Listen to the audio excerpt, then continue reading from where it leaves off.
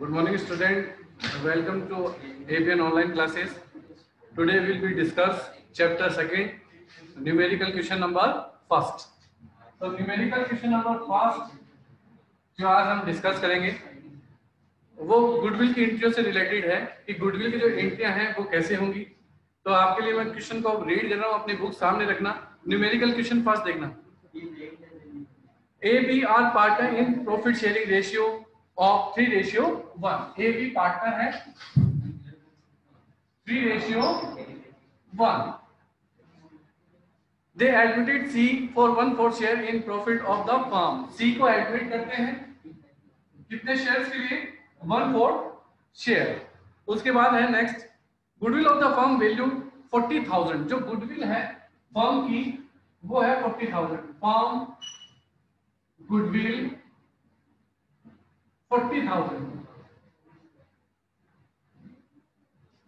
On that date of admission of C. Admission C के admission के time pass journal entry in the following cases. आपको journal entry करनी है इन flowing cases पे जो नीचे केस दिया है। तो आपके पास जो टर्म्स है वो कुछ ऐसे है। ए बी 3:1 में पार्टनर्स है, सी एडमिट है 1/4 शेयर्स के लिए और फर्म की गुडविल है 40,000। और आपको जो केसेस दिए हैं उन केसेस के बेस पे आपको एंट्री करनी है।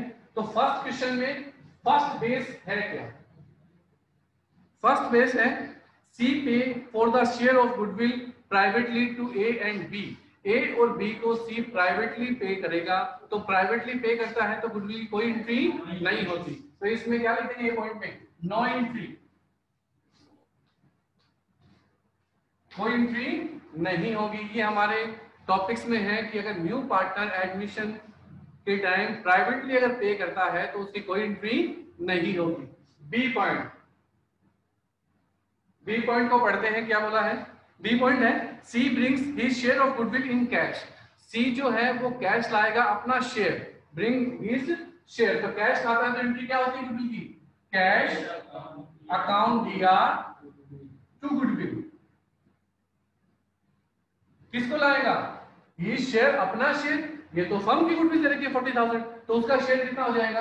40,000 मल्टीप्लाई 1/4 इज इक्वल टू 10,000, 10,000। यानी वो लाएगा 10,000। ये कैश ले आया। कैश लाने के बाद हमने पता है कि गुडविल कैश आएगी तो फर्स्ट एंट्री होती है cash account DR to goodwill और सेकंड इसके अपने आप ही होती है। दूसरी एंट्री क्या होती है? Goodwill account DR to old partners. Old partners कौन है? A and B. और उस ए और बी में किस रेशियो में डिवाइड करते हो? गुडविल डिवाइड होती है सैक्रिफाइस रेशियो में। अब बात है सैक्रिफाइस की, यहाँ कैलकुलेशन कैसे होगी?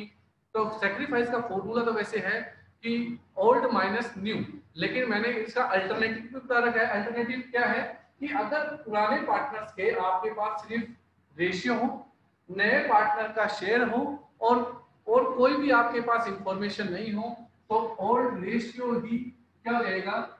सैक्रिफाइस। ओल्ड रेशियो क्या हो जाएगा? सैक्रिफाइस हो जाएगा। तो सैक्रिफाइस हो गया हमारा 3:1, तो डिवाइड कर लो, एंट्री हो जाएगी goodwill account DR to A's capital और टू बीज कैपिटल। 10,000 3:1 में डिवाइड करोगे तो कितना आएगा? 7,500 2,500।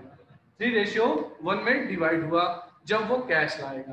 कैश अकाउंट दिया टू गुडविल, गुडविल अकाउंट दिया to old partner. Sacrifice ratio में सैक्रिफाइस यहाँ कौन सा होगा? 3:1। ओके, पॉइंट नंबर स्टार्ट करते हैं थर्ड।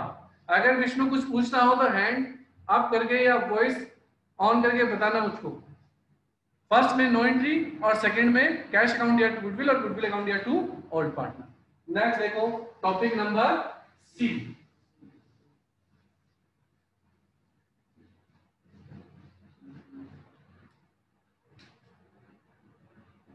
सी है, सी टॉपिक बोलता है कि C brings his share of goodwill in cash and A and B withdraw half of the goodwill. और ए और बी आधा गुडविल, हाफ गुडविल को विड्रॉ कर लेंगे, निकाल लेंगे। उस टाइम एंट्री क्या होगी बोलो? पहले तो गुडविल आएगी, एंट्री क्या होगी? Cash account DR to goodwill कितना थाउजेंड था 10,000 फर्स्ट एंट्री सी कंडीशन में। सेकंड एंट्री डिवाइडेशन की goodwill account DR to A's capital to B's capital 10,000 divide हुआ इन सैक्रिफाइस रेशियो 7,500 2,500 और आगे बोला है A and B withdraw half amount of goodwill. Withdraw करने की एंट्री क्या होती है old partner capital account DR to cash. Entry हो जाएगी A's capital account DR B's capital account DR to cash. Half तो जिसको जितना मिला उसका हाफ कर दो। 7,500 का हाफ कितना हो जाएगा 3,750 और बी का 1,250 टोटल कितना निकल गया 5,000। Half goodwill withdraw. हाँ जी कैश गुडविल आई cash account DR to goodwill. Goodwill distribute हुई ऑल पार्टनर्स में सैक्रिफाइस रेशियो में और हाफ अमाउंट विड्रॉ करना था तो विड्रॉ हुआ as capital account DR B's capital account DR to cash 3,750 1,250 और 5,000। ये थर्ड कंडीशन। पढ़े फोर्थ कंडीशन। फोर्थ कंडीशन देखो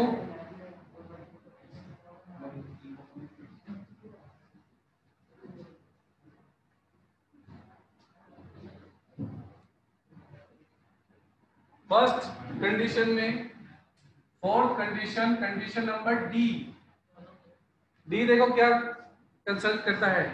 डी बोलता है C bring 6,000 in cash out of his share in goodwill. C सिर्फ 6,000 रुपए ही लाएगा आउट ऑफ हिज गुडविल अपनी गुडविल के लिए। तो गुडविल इसके कितने थाउजेंड है 10,000। 10,000 के लिए कितना ला रहा है 6,000 यानी 4,000 नहीं लाएगा यानी पार्टली कैश। एंट्री क्या होती है जितना कैश लाए वो कैश ले लो। कैश अकाउंट डीआर 6,000 जितना कैश नहीं आया उसकी किससे निकाल लो करंट से। सीज करंट अकाउंट डीआर कितना 1,000 4,000 और अब बना लो गुडविल कितना 1,000 10,000 और डिवाइड कर दो goodwill account DR to A's capital to B's capital. Goodwill के थे 10,000 7,500 2,500 कंप्लीट। कंडीशन नंबर डी जब वो पार्टली कैश पे करेगा यानी पार्टली कैश नहीं है तो जितना कैश है वो कैश में बाकी करंट में गुडविल बनाओ गुडविल डिवाइड कर दो। कौन से रेशियो में सैक्रिफाइस रेशियो में। ओके नेक्स्ट और final topic is numerical question first का।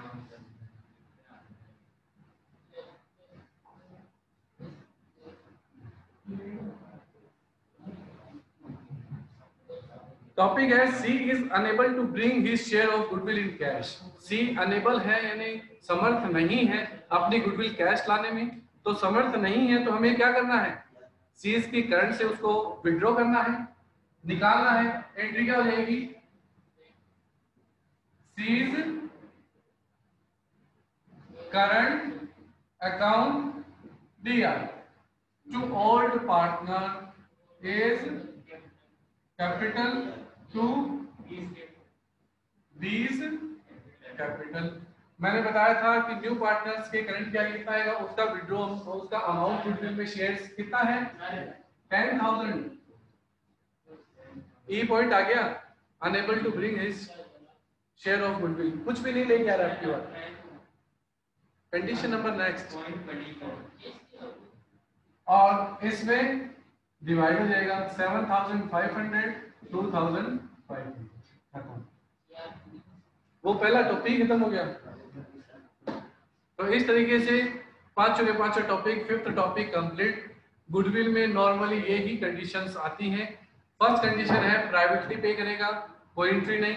सेकंड एंट्री है कैश पे करेगा, तो कैश अकाउंट दिया टू गुडविल, गुडविल अकाउंट दिया to old partner sacrifice ratio में।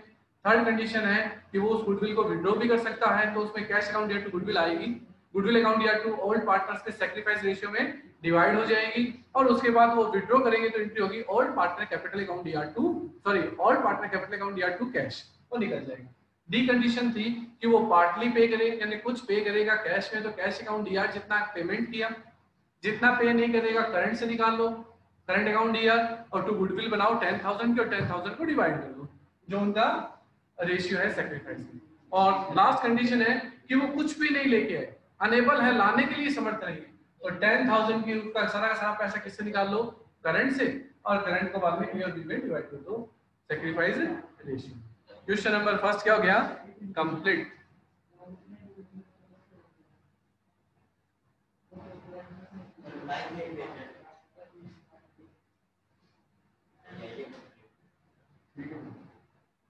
तो इस तरीके से क्वेश्चन नंबर फर्स्ट हमारा कंप्लीट होता है। तो इस चैप्टर को लेके हमारा जो गुडविल है, न्यू प्रॉफिट शेयरिंग रेशियो है, सैक्रिफाइस रेशियो है, उनके टॉपिक्स क्लियर होते हैं। नेक्स्ट हमारा टॉपिक हम स्टार्ट करते हैं कि जब नया पार्टनर एडमिट होता है तो हमें कुछ अकाउंट ओपन करने होते हैं बुक्स में, ताकि वो नया पार्टनर एडमिट हो, और उसमें फर्स्ट अकाउंट ही आता है रिवैल्यूएशन। तो नया टॉपिक हमारा है रिवैल्यूएशन अकाउंट, तो उसको थोड़ा सा लिखना चाहो तो लिख सकते हैं, मैं ऑरली उसके बारे में कुछ आपको बता दूंगा। रिवैल्यूएशन अकाउंट,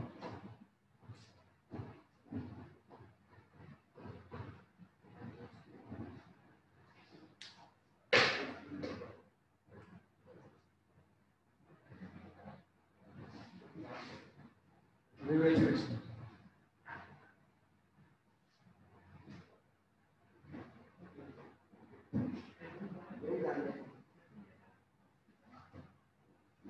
नए पार्टनर की एडमिशन के टाइम हमें एक अकाउंट ओपन करना होता है जिसका नाम है रिवैल्यूएशन। इस रिवैल्यूएशन में होगा क्या चीज कि इस रिवैल्यूएशन के अंदर जो आपकी एसेट्स और लायबिलिटीज है उसके अंदर जो भी इंक्रीज डिक्रीज हुआ है उसको शो करने के लिए आपको अकाउंट बनाना होगा रिवैल्यूएशन अकाउंट। इसके अंदर जितना भी एसेट्स में इंक्रीज या डिक्रीज हुआ है, लायबिलिटीज में जितना भी इंक्रीज या डिक्रीज हुआ है, उसको शो करने के बाद में उसका जो डिफरेंस आता है वो प्रॉफिट या लॉस किसमें डिवाइड हो जाएगा, ओल्ड पार्टनर्स। कौन से रेशियो में, ओल्ड रेशियो में। उसका फॉर्मेट कैसा होता है उसकी डिस्कशन करते हैं। तो उसका फॉर्मेट कुछ ये हो जाएगा, देखना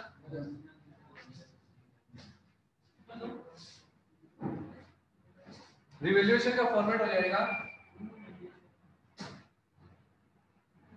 revaluation account,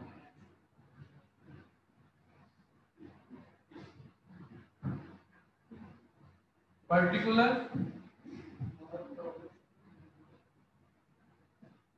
amount,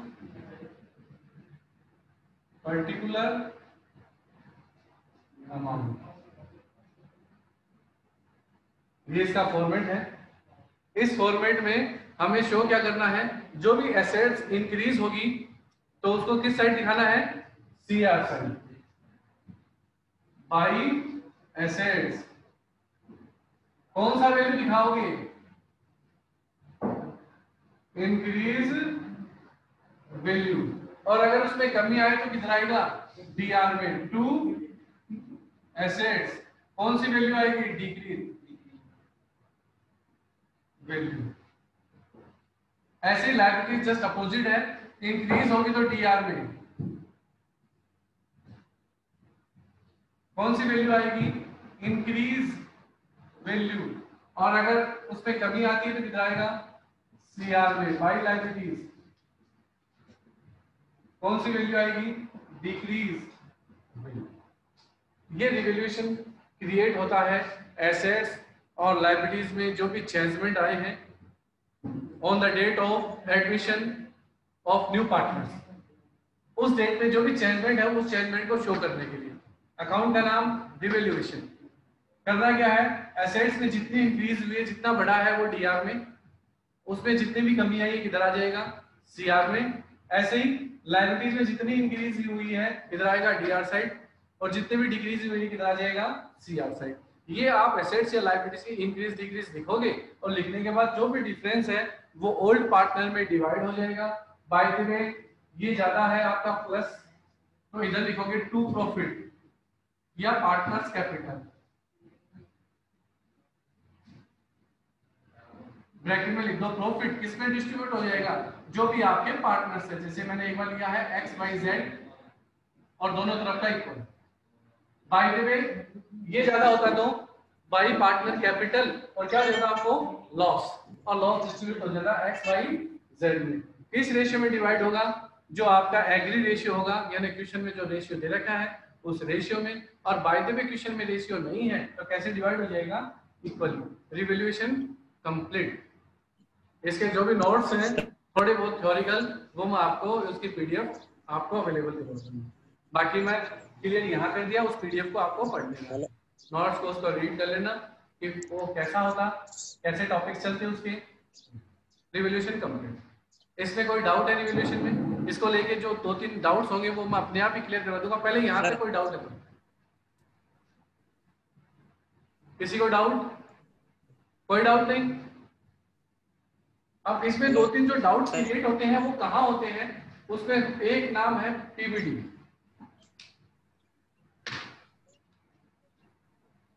PBD provision for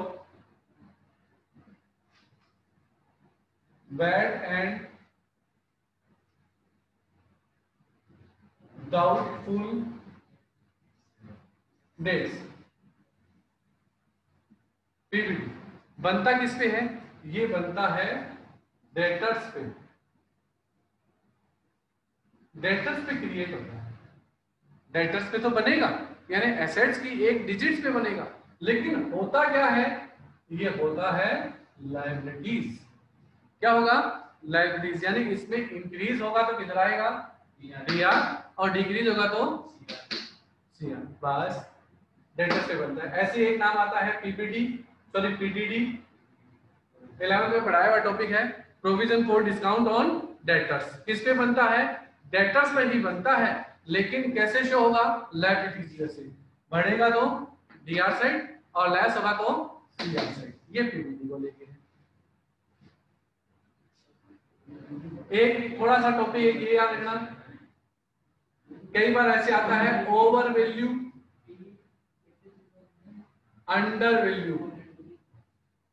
ये ओवर वैल्यू और अंडर वैल्यू की कैलकुलेशन कैसे होगी, याद रखना। ओवर वैल्यू की कैलकुलेशन, कोई भी अमाउंट जब ओवर वैल्यू हो जाएगी तो उसकी अमाउंट लिखोगे आप, और इनटू जितना परसेंट है, जैसे 10% है तो कितना लिखोगे, 10/110। ओवर वैल्यू में वो परसेंटेज प्लस कर देना। जबकि अंडर वैल्यू में क्या करना है, अंडर वैल्यू में जो भी वो अमाउंट है उसमें जैसे 10% है तो 10/10 कर देना, 90 कर देना। ओवर वैल्यू में वो 100 में प्लस होगी, जबकि अंडर वैल्यू में वो 100 में से माइनस होगी, क्योंकि परसेंटेज 100 में निकलती है तो आपको लिखना तो नीचे 100 ही है। लेकिन अगर ओवर वैल्यू बोलते तो वो 10% 10/100 ना लिख के 10/110, और अंडर वैल्यू है तो 10/100 ना लिख के 10/90 लिखना। ये ओवर वैल्यू और अंडर वैल्यू का फॉर्मूला। इससे आपकी रिवैल्यूएशन में कोई प्रॉब्लम नहीं आएगी। तो रिवैल्यूएशन में जो डाउट्स होते हैं, एक तो वो पीबीडी को लेके होते हैं, पीडीडी को लेके, डेटर्स पे बनेंगे, लायबिलिटीज के जैसे शो होंगे। एक होता है अंडर वैल्यू ओवर वैल्यू। तो अंडर वैल्यू ओवर वैल्यू का मैंने बता दिया है कि कैसे आपको परसेंटेज प्लस माइनस करना है, वो क्रिएट हो जाएगा। उसके अलावा भी कोई भी कभी डाउट आए हम रिवैल्यूएशन बनाते जाएंगे, और उसमें कोई डाउट आए तो वो क्लियर करते जाएंगे यहाँ क्यों आया। बस ये याद रखना, आपका जो फर्स्ट बड़े क्वेश्चन में 2 लाइनें होंगी, एक तो नया पार्टनर कैपिटल लेके आएगा, एक गुडविल लेके आएगा। वो कैपिटल और गुडविल रिवैल्यूएशन में शो नहीं होती। क्यों नहीं होती, वो तो पार्टनर्स में बढ़ती है। कैपिटल कैपिटल अकाउंट में चल जाएगी और जो गुडविल है वो पार्टनर में डिवाइड हो जाएगी, इसलिए वो रिवैल्यूएशन में शो नहीं होती, वो रिवैल्यूएशन में आपको शो नहीं करेगी। तो रिवैल्यूएशन का टॉपिक क्लियर हो गया। इसको देखो, कुछ पूछना तो रिवैल्यूएशन को लेकर कोई दिक्कत नहीं। नेक्स्ट करें, देखो नेक्स्ट स्टार्ट करते हैं। नेक्स्ट टॉपिक हमारा रिवैल्यूएशन के बाद में है, आज क्लियर कर देते हैं थ्योरिकल रिवैल्यूएशन।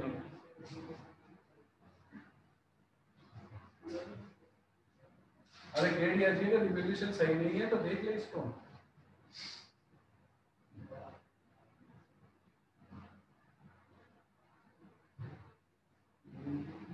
नहीं, ऑनलाइन क्लास में मैं तुझे ऑनलाइन ले आऊंगा यहाँ। रिवोल्यूशन तेरे से बनवाया करूंगा, रिवोल्यूशन तुम बनाओगे और पार्टनर कैपिटल में स्टार्ट करूंगा, क्योंकि आप ऑफलाइन हो मेरे पास में। इसमें कोई डाउट आए तो आप डाउट पूछो बेटा जी। आप आए हो इतना रिस्क लेके, उस रिस्क का कुछ फायदा उठाओ। बिजनेस में तो है भी यही, मोर रिस्क मोर प्रॉफिट। आपने रिस्क उठाया है, उसका प्रॉफिट आपको मिलना चाहिए। क्यों Pankaj ji? More risk more profit, BST का पहला सीक्वेंस यही पंकज जी बोलते हैं क्लास में, मोर रिस्क मोर प्रॉफिट। तो आपने रिस्क उठाया है इस कोरोना काल में भी, तो उसका आपको प्रॉफिट भी तो और से ज्यादा होना चाहिए। आप डायरेक्ट मेरे से कंसल्ट कर सकते हैं कि इसमें क्या है। तो ये रिवोल्यूशन है। इस रिवोल्यूशन के बाद में जो टॉपिक्स हमारे बनते हैं उन टॉपिक को डिस्कस कर लेते हैं, और फिर कल से हम बड़े क्वेश्चन स्टार्ट कर देंगे। आपके जो पहले के नोट्स हैं और हैं, तो मैं आज सेकंड चैप्टर का पूरा नोट्स का एक पीडीएफ भेजूंगा, उसमें आप उनको पढ़ लेना। उसमें कोई डाउट हो तो पूछ लेना, उसमें न्यू रेशियो, सैक्रिफाइस रेशियो सब कुछ आ जाएगा, तो आप वो देख लेना कैसे आपको करना है। और उसको पढ़ने के बाद में मेरे से आप कंसल्टेशन करेंगे। उसके बाद में हमारा एक टॉपिक आता है रिवोल्यूशन के बाद में, आपको अकाउंटिंग ट्रीटमेंट करना होता है।